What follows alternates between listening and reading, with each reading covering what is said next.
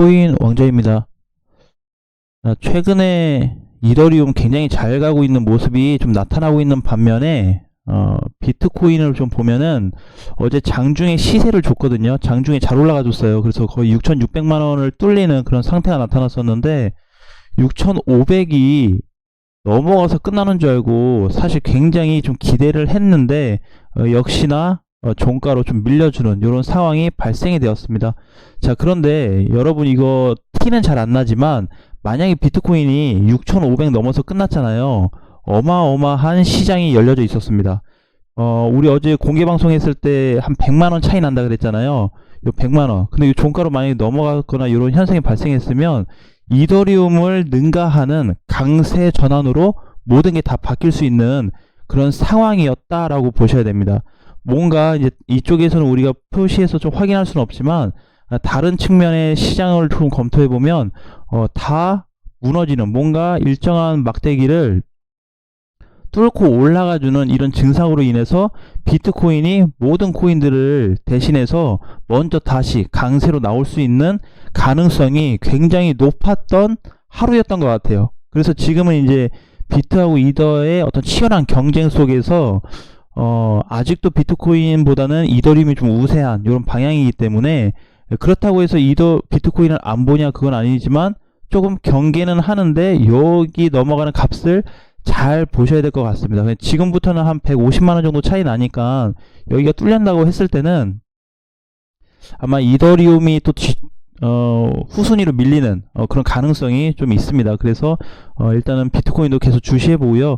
자, 근데 이제 저는 이제 이렇게 보고 있어요. 이 며칠 전부터 비트코인은 이 구간부터는 밀려야 된다라고 좀 보고는 있는데 상당히 잘 버텨주고 있습니다. 네, 굉장히 잘 버텨주고 있고 이더리움이 오름세가 지금 계속되는 가운데 지금 사실 얘는 오름세보다는 계속 횡보 구조로 보시는 게 더 좋습니다. 이게 일봉상 봐서 잘 모르는데 분봉상 넘어가게 되면은 결과적으로는 그냥 여기 왔다 갔다 다시 갔다 제자리 갔다 다시 제자리 계속 여기 어느 일정 구간 가격을 맴도는 그런 형태를 좀 볼 수 있을 거예요. 그래서 아직도 비트코인은 조금 둔화된 상태에서 움직임이 지속되고 있는데 이게 조금 더 어느 정도 뭐 이번 주 주말까지는 길어질 수 있기 때문에 여기에 대해서 좀 준비를 했으면 좋겠고요. 비트코인은 자, 이더리움은 계속해서 아직 시세를 주는 구간이기 때문에 다른 방향으로 좀 보시는 게 좋을 것 같아요.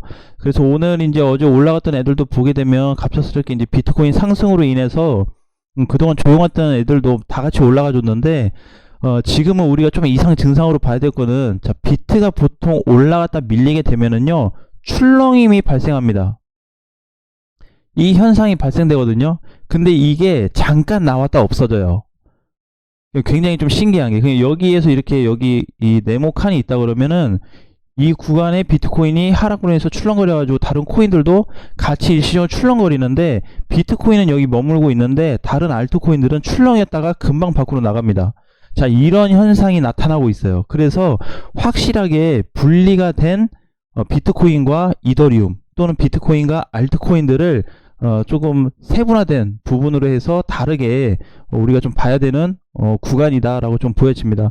자, 그래서 이제 비트코인에 대한 이런 부분들이 좀 있기 때문에 아직은 이더리움한테 한참 좀 뒤처지는 그런 상황인 거고, 자, 그럼 이더리움은 우리가 좀 어떻게 보게 될까? 이더리움 상승이 지속된다면 비트코인 올라가는 부분에 있어서 알트코인들이 올라가는 부분에 있어서 시세폭이 상당히 커질 수 있는데, 자, 지금 보게 되면은 우리가 이제 월봉상 보면은 자, 아직 티가 좀 잘 안 날 거예요. 자, 우리가 캔들로만 따지면은 5개월째 양봉 캔들입니다. 비트코인도 5개월째 양봉 캔들이에요. 근데 이제 뭐가 다르냐면 고점 기준이 다릅니다. 자, 이렇다 보니까 이더리움이 어떻게 조금 올라갈 수 있는 폭이 더 많아요. 비트코인보다는. 그래서 형태적으로 좀 봤을 때 지금 이 상황으로 이렇게 쭉 그냥 올라가 준다고 한다면은 한 400, 적게는 400에서 많게는 450까지 대략적인 예측을 좀 해볼 수 있는 공간이 좀 나온다라고 보시면 될 것 같습니다. 근데 400에서 450도 정확한 수치는 아니기 때문에 그냥 그 정도 언저리가 좀 되겠다라고 보시면 될 것 같아요. 자, 그래서 비트는 그러면 이제 이렇게 보는 거죠. 비트는 여기가 이제 꽉 찬 상태입니다.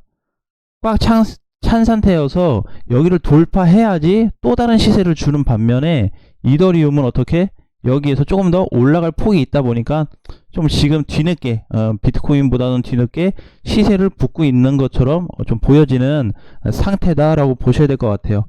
자, 그래서 지금 다 괜찮습니다. 시장들 좋고요. 그 다음에 이제 그 리플 이슈가 나왔는데 좋은데도 별로 많이 못 간다라는 얘기가 나오고 있어요. 그 기사를 보면. 근데 그거는 그 기사 쓴 사람이 잘못 썼습니다.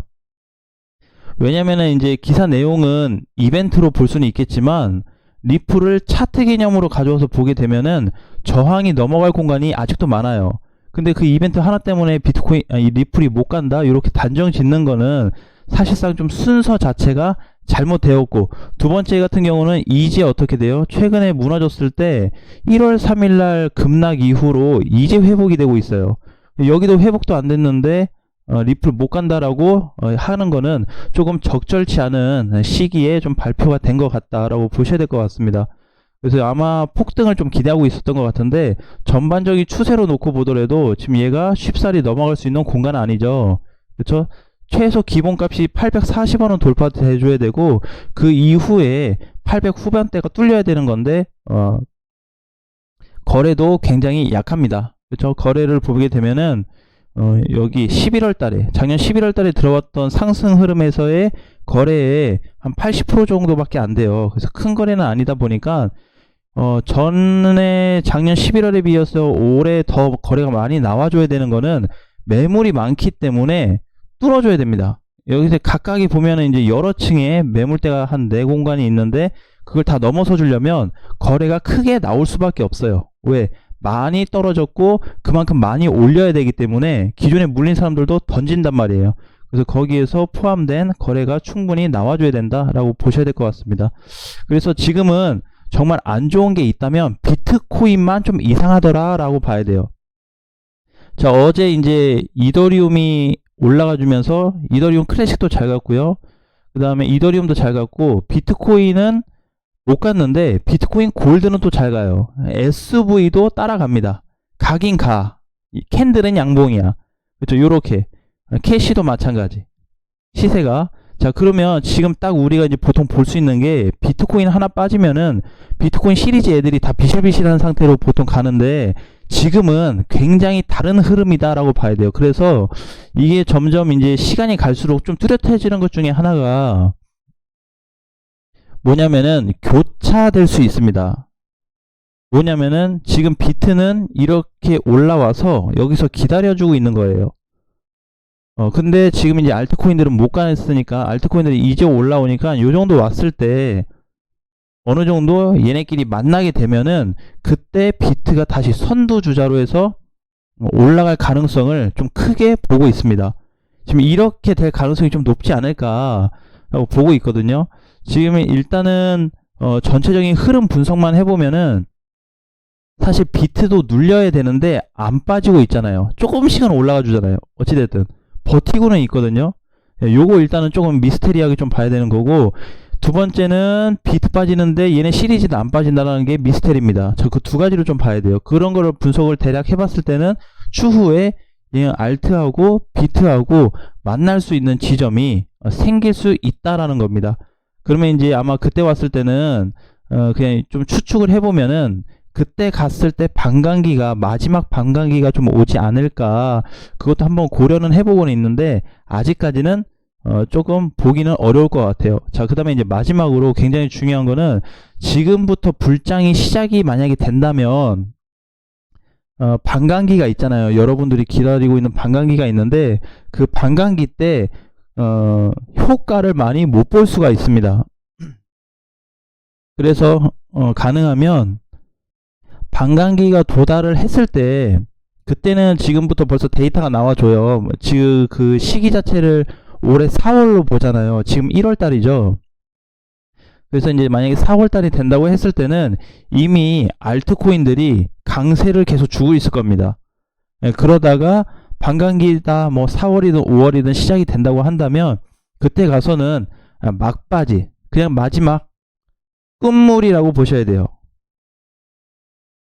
요거 하나가 있고요. 반감기에 대해서 좀 얘기해 본다면, 두 번째는 반감기 변형. 자, 요렇게 두 가지로 볼 수 있을 것 같습니다.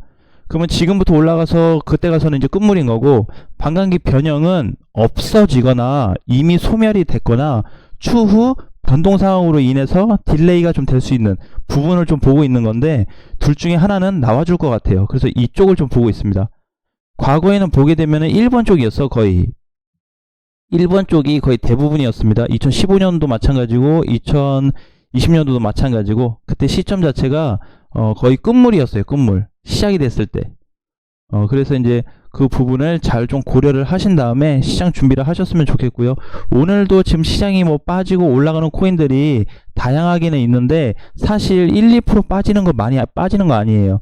이 정도면은 충분히 그냥 버틸 수 있는 구간이기 때문에, 아직까지는 코인들, 특히 비트를 제외한 그 이하, 이더리움 이하 코인들까지는 아직은 여유가 있기 때문에 넉넉히 준비를 좀 하셔도 될 것 같습니다.